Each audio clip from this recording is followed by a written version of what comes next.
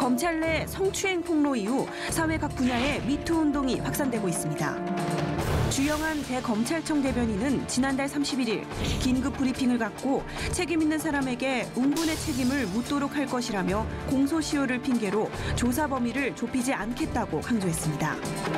한국판 미투 운동.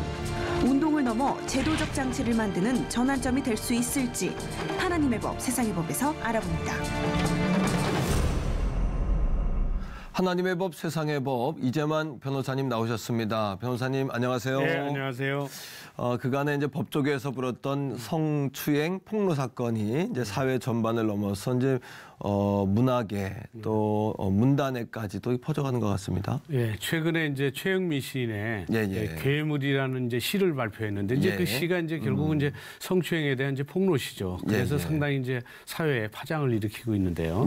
근데 이제 그 피해자의 그 성추행 폭로라는 것은 실제적으로 폭로를 하게 되면 본인이 그 자기 자신에 대한 어떤 2차 피해 우려도 있고 또 미래가 불안하게 될 수 있으니까 이제 고소라든지 진정 이것을 좀 꺼리게 됐었습니다. 그렇죠. 그리고 이제 또 과거에는 성인지 감수성도 이제 그 좀 예민한 상태가 아니기 때문에 보통 이제 이 정도가 무슨 성추행이냐 성희롱이냐 이렇게 생각했는데 현대는 이제 성인지 감수성이 상당히 예민해졌고 그렇죠. 또 이제 그런 점에 대한 교육도 많이 하고 있기 때문에 그래서 이런 정도라면 성희롱이고 성추행이다 이렇게 생각들을 하니까 이제 결국은 이제 진정을 한다거나 고소하는 것도 좀 늘어나고 있고요. 이제 미국에서는 그 거물 제작자 와인스타인한테 결국 성추행을 당했다 하고 어느 배우가 SNS에 글을 올렸어요.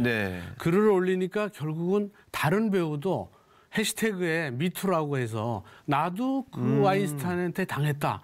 이러니까 그 다음에 또 나도 당했다 해갖고 굉장히 파장이 커졌죠. 그래서 결국 이 미투 운동이 연예계뿐만이 아니라 헐리우드의 뭐 그쪽 연예계 외에도 뭐 체육계 또 뭐 그 외에 뭐 여러 가지 정계까지 지금 확대되고 있죠. 그런데 이제 우리나라의 경우에도 결국 그 검사, 여검사가 결국 조직에 있는 그 상관으로부터 성추행을 당했다. 심지어는 성폭력을 당했다라는 그런 폭로까지 결국 나오니까 일반인 입장에서는 이제 검사라는 게 이제 수사권을 갖고 있는 그런 독립된 기관이거든요. 근데 검사가 여자라는 이유로 상급자한테 추행이나 폭력을 당할 정도라면 일반 조직에 있어서는 더 만연되는 게 아닌가. 그래서 사회에서는 이 점에 대해서 굉장히 충격적으로 이 검사의 성추행에 대해서 특히 충격적으로 받아들이고 있는 것이죠. 그렇군요.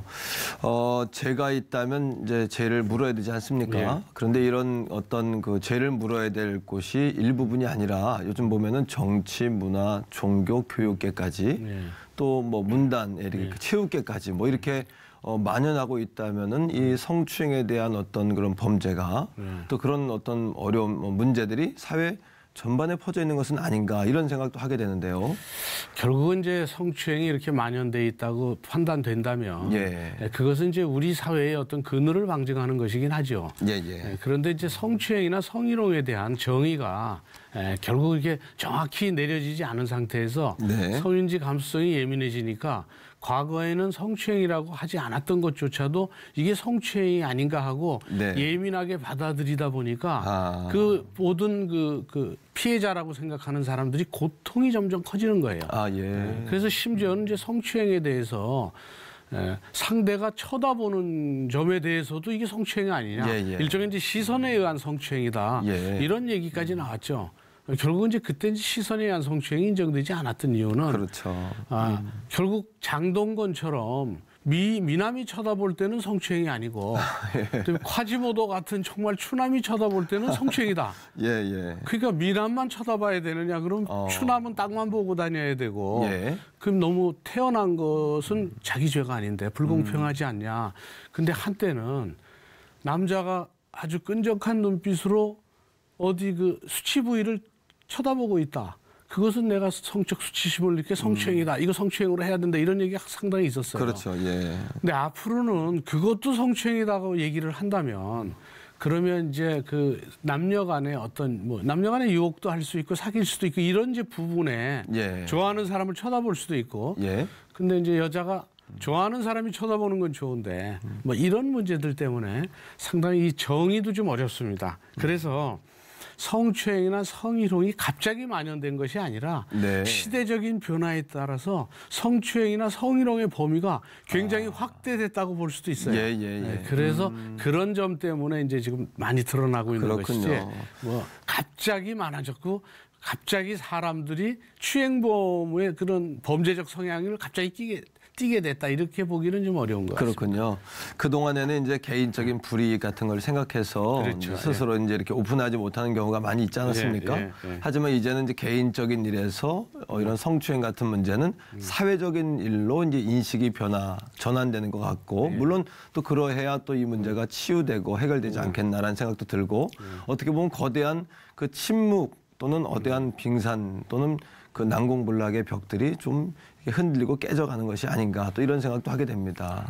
결국은 이제 성추행은 이제 개인적인 문제가 아니라 그렇죠. 이게 사회적인 문제로서만 해결될 수 있다 이렇게 이제 인식이 많이 변화되고 있습니다. 그렇죠. 현재. 특히 이제 문제되는 것이 이제 조직 사회의 경우에 상급자의 경우에는 이제 인사권을 갖고 있다거나 또는 뭐 어디 직장 어디 위치 보직 문제라든지 이런 것을 갖고 있어서 어쩔 수 없는 성희롱에 대해서는 그냥 감수할 수밖에 없다라는 생각들을 하고 있는데 지금 미투 운동이 일어나면서 그렇죠. 남녀 평등 문제에 의해서 이건 감수할 문제가 아니다. 우리의 딸들이 이 사회에 나가서 우리의 딸 또 우리의 누나 우리의 또 어머니들이 사회에 나가서 활동을 할 때는 정말 평등한 세상에서 이런 성희롱이 만연된 세상에서 살게 하면 안 되지 않느냐. 우리 자손들을 위해서도 이번에 어떤 해결책이 나와야 되지 않느냐. 그래서 조직 사회에서의 그 상명 하복 문화에 있어서의 폐해 때문에 결국 제도적 개선책이 필요하다는 것이죠. 그렇군요. 그래서 결국 제도적 개선책은 성희롱이 만연된 원인이 뭔가 이것을 먼저 밝히고 그 원인에 따라서 대책이 나와야 되는데 그 원인을 밝히려면 이번에 문제됐던 그 검사의 성희롱에 대해서 진상을 명백히 규명함으로써 그 원인을 밝힐 수 있을 걸로 봅니다. 그 미투 운동이 그냥 운동으로 끝날 것이 아니라 이것이 사회적으로나 어떤 제도적으로 어떤 구체적인 대안이 있어야 되지 않겠나 이런 생각도 하게 되는데요.